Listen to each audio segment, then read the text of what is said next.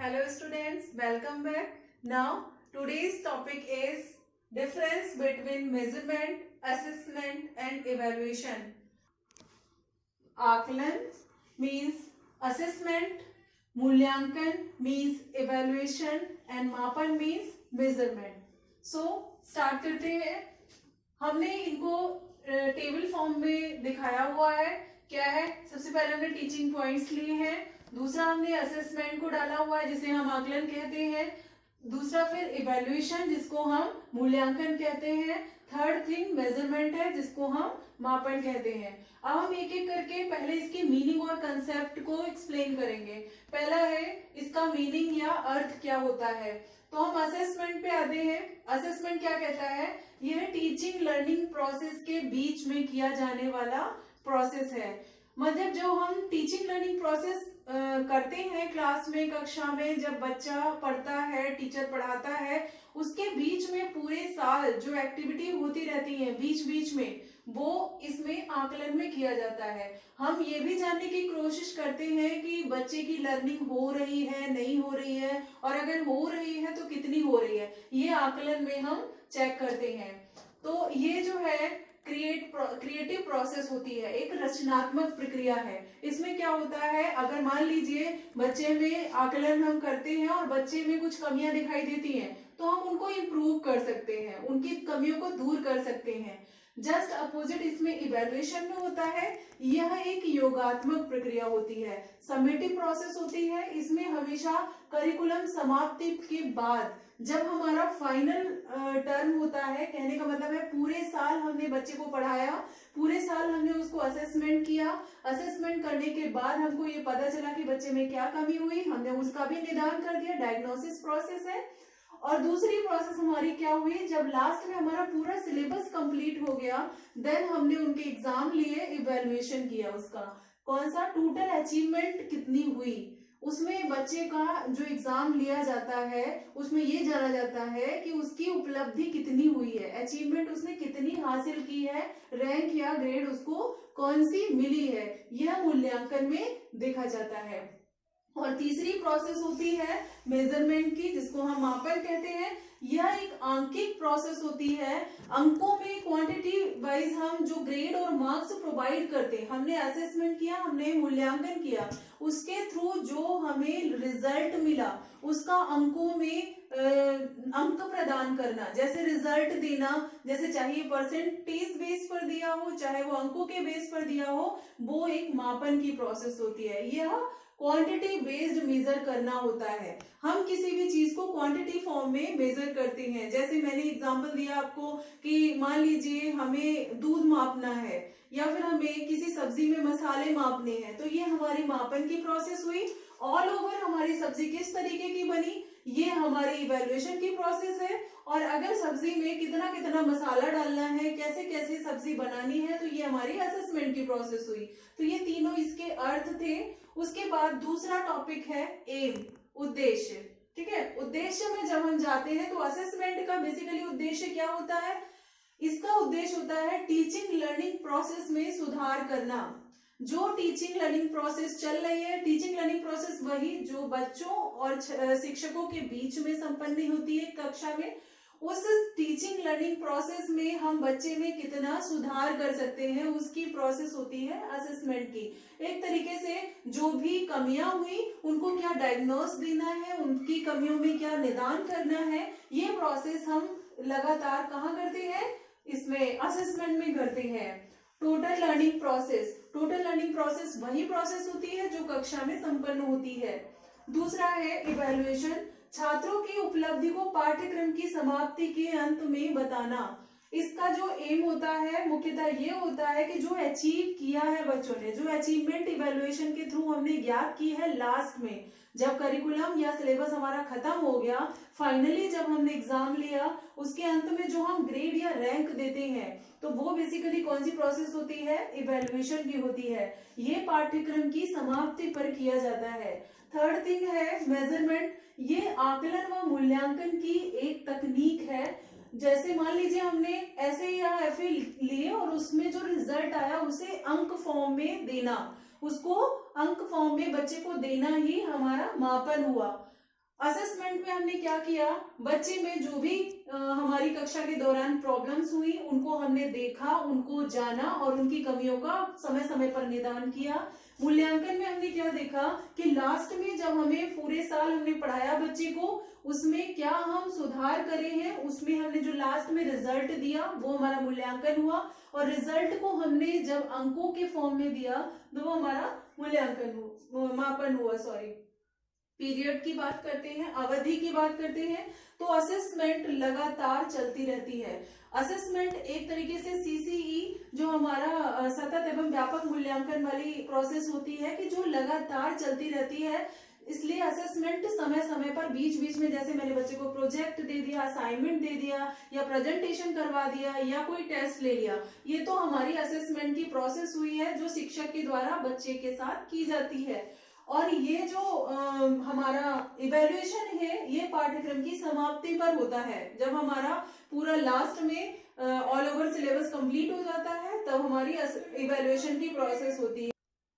ये कभी कभी होता है मेजरमेंट, जैसे मान लीजिए जब हमने मूल्यांकन कर लिया और उसमें हमें अंकों में जो चीजें ज्ञात करनी हुई, तो मेजरमेंट की प्रोसेस कभी कभी होती है, मतलब अंक फॉर्म में हम कभी कभी नंबर देते हैं। जैसे अगर हमने असेसमेंट करना है तो असेसमेंट में हमने प्रोजेक्ट दे दिया, हमारी मर्जी हुई हमने ग्रेड दी, हमारी मर्जी हुई हमने नंबर दिए या फिर हमने टेस्ट लिया, तो ये मापन की प्रोसेस होती है।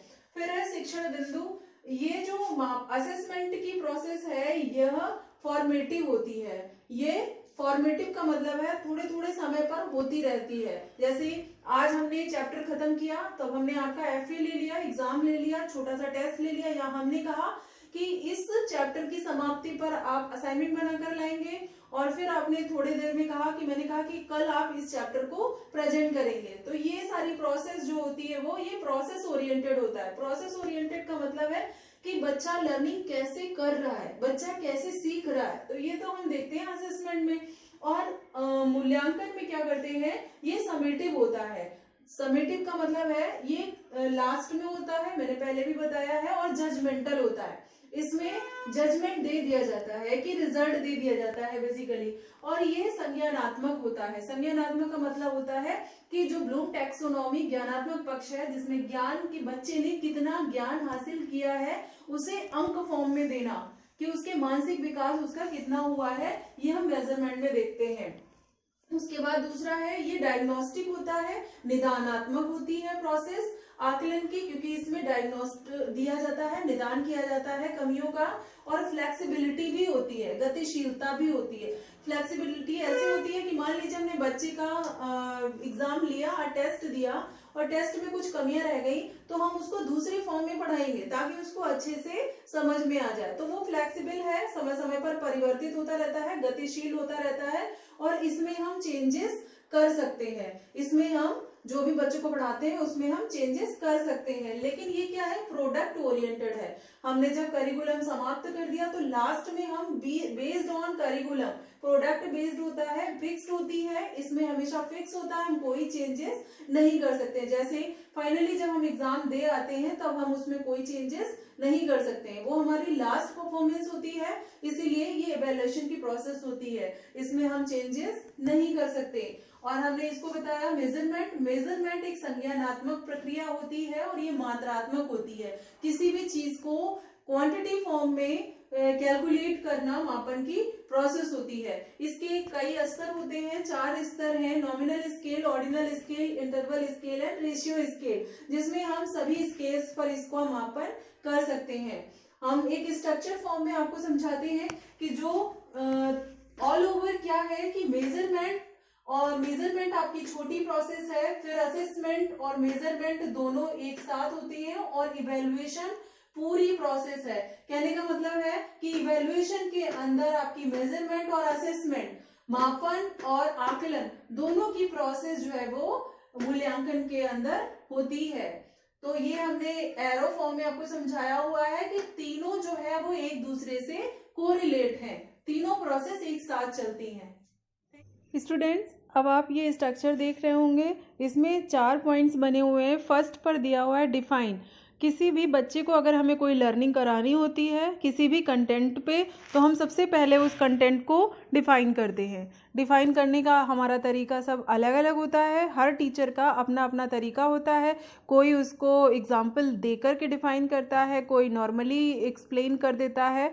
तो हम इलस्ट्रेशन लेकर भी हम उसको डिफ़ाइन कर सकते हैं। और दूसरी प्रोसेस होती है मेज़र की। हमने जब डिफ़ाइन कर दिया, हम जब उसको नॉलेज दे दी है, तो उसके बाद हम ये देखते हैं कि अब बच्चे ने कितना ज्ञान हासिल कर लिया है, उसके संज्ञान में कितना आ गया है, उसका कॉग्निटिव डेवलपमेंट कितना हुआ है। और फिर उसके बाद प्रोसेस होती है इवेलुएट करने की। जब वो हमने उसको ज्ञान दे दिया और डिफाइन भी कर दिया सारी चीज़ों को, तो लास्ट प्रोसेस जो हमारी होती है वो इवेलुएशन की होती है कि अब हम बच्चे को रिज़ल्ट देते हैं। और रिज़ल्ट में हम रिज़ल्ट देने के बाद लास्ट कर देते हैं, लेकिन अगर मापन और आकलन करना है तो उसमें हम मैनेज भी कर सकते हैं चीज़ों को। मान लीजिए बच्चा, अगर हम किसी को सिखा रहे हैं और उसमें कुछ कमियां रह जा रही हैं, तो हम उसको फ्लेक्सिबिलिटी देते हैं, हम मैनेज भी कर लेते हैं कि चीज़ें हम दोबारा उनको सिखा सकते हैं। लेकिन जो इवैल्यूएशन की प्रोसेस होती है उसके बाद हम बच्चे को कोई भी संशोधन नहीं कर सकते हैं, क्योंकि वो फिक्स्ड प्रोसेस होती है। डायग्नोस्टिक प्रोसेस हमारी केवल और केवल आकलन होती है। तो उसमें हम जो है बच्चे का निदान करते हैं, कमियों का पता लगाते हैं, और चीज़ों का लास्ट प्रोसेस हमारी इवैल्यूएशन की होती है।